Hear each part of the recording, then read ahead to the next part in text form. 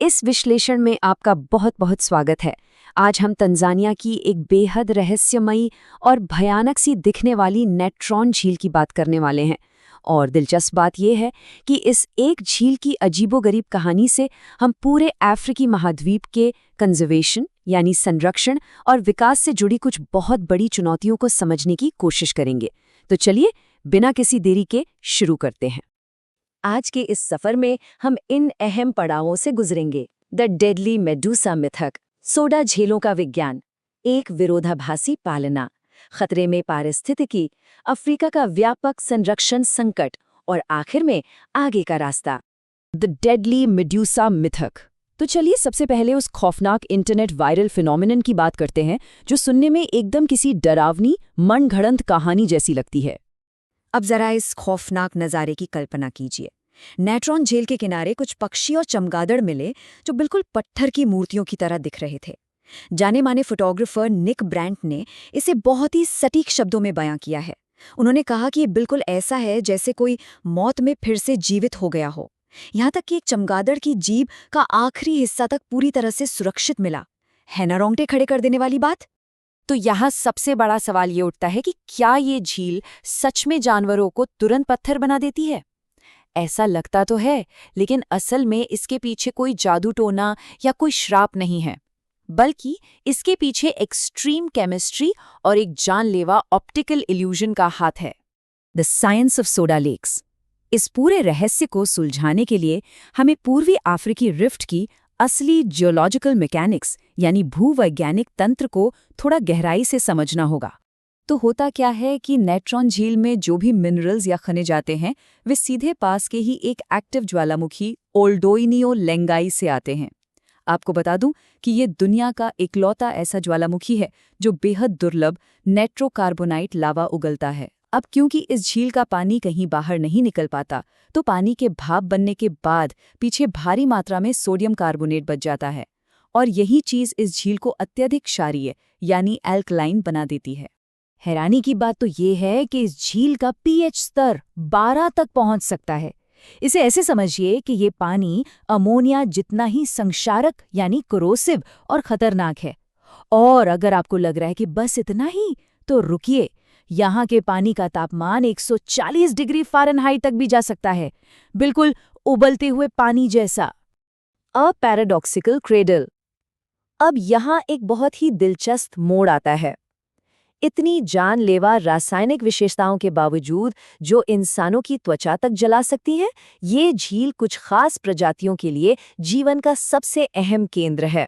ये ना अपने आप में एक बहुत बड़ा पैराडॉक्स है, एक विरोधाभास। एक तरफ तो ये पानी लगभग हर जीव के लिए एक जानलेवा जाल है, लेकिन दूसरी तरफ यही जगह कुछ चुनिंदा प्रजातियों के लिए एकदम सुरक्षित जन्नत जैसी है। और हाँ, स्थानीय मसाई समुदाय के लिए इस जगह का एक बहुत ही गहरा आध्यात्मिक महत्व भी है। ये फैक्ट आपको सच में चौंका देगा। दुनिया भर में लेसर फ्लेमिंगो की कुल आबादी का 75% हिस्सा यानी 3/4 पक्षी प्रजनन के लिए पूरी तरह से इसी एक खतरनाक और अस्थिर झील पर निर्भर करते हैं। मतलब अगर ये झील न हो तो इनकी 3/4 आबादी रातों रात खतरे में पड़ जाएगी। Ecosystems on the brink.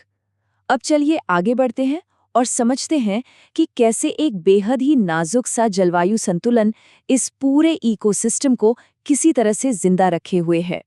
यहाँ पर एक्सट्रीम वेदर बिल्कुल एक सीसॉ की तरह काम करता है। अगर बाढ़ आती है तो पानी का खारापन कम हो जाता है, जिससे वो खास शैवाल नहीं पनप पाते जिन्हें फ्लेमिंगो खाते हैं। और अगर लंबे समय तक सूखा पड़ जाए तो खारापन इतना ज्यादा बढ़ जाता है कि शैवाल उसे सही नहीं पाते। यानी बहुत ज्यादा पानी हो या बहुत कम, दोनों ही सूरतों में इन लाखों पक्षियों का मुख्य भोजन पूरी तरह से तबाह हो सकता है। Africa's broader conservation crisis. अब देखिए, नेट्रॉन झील तो इकोलॉजिकल फ्रेजिलिटी का बस एक छोटा सा उदाहरण है, एक माइक्रोकॉज़म है।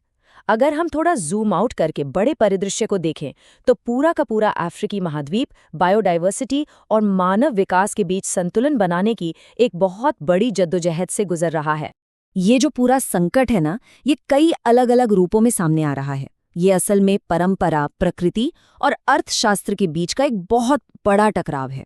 चाहे वो ग्रेट रिफ्ट वैली का बदलता मौसम हो, कैमरून में पवित्र तेंदुओं के शिकार की परंपरा हो, पावर लाइन से शिकारी पक्षियों की मौत हो या फिर दक्षिण अफ्रीका में ठप पड़ी कम्युनल सिंचाई योजनाएं हों, ये सब आपस में गहराई से जुड़े हुए हैं। और इसमें एक बड़ा पेंच अर्थशास्त्र का भी है। सच्चाई ये है कि फॉसिल फ्यूल्स ने यहाँ कोई समावेशी विकास नहीं किया है। अब नाइजीरिया, अंगोला और घाना जैसे देशों को ही ले लीजिए। ये देश अपना 90% से ज्यादा कच्चा तेल एक्सपोर्ट कर देते हैं और फिर भारी कीमतों पर रिफाइंड ईंधन वापस इंपोर्ट करते हैं। इस पूरे सिस्टम ने बस ये किया है कि लाखों नागरिकों को गरीबी में फंसा कर रख दिया है।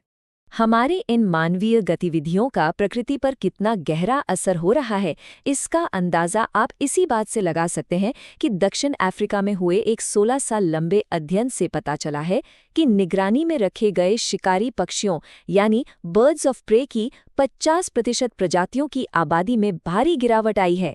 ये कोई छोटा मोटा आंकड़ा नहीं है। The path forward.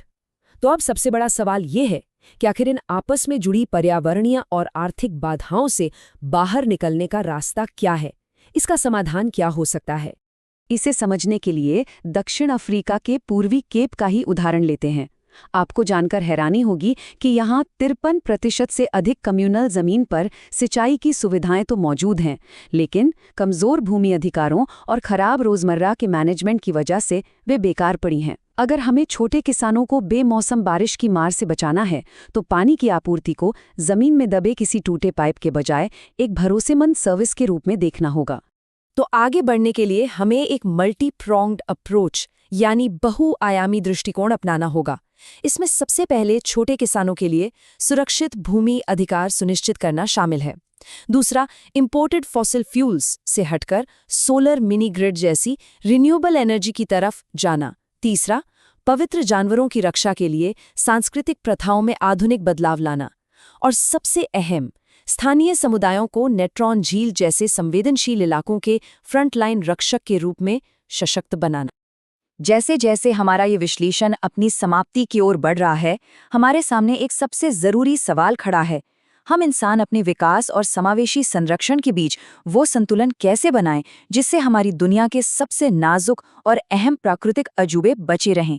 नेट्रॉन झील का वो कठोर, एकदम लाल रंग का पानी हमें यही याद दिलाता है कि मानव प्रगति और हमारी पृथ्वी के अस्तित्व के बीच एक स्थायी सद्भाव होना कितना ज्यादा जरूरी है, क्योंकि सच तो यही है, इसी नाजुक संतुलन पर हमारा भविष्य टिका है।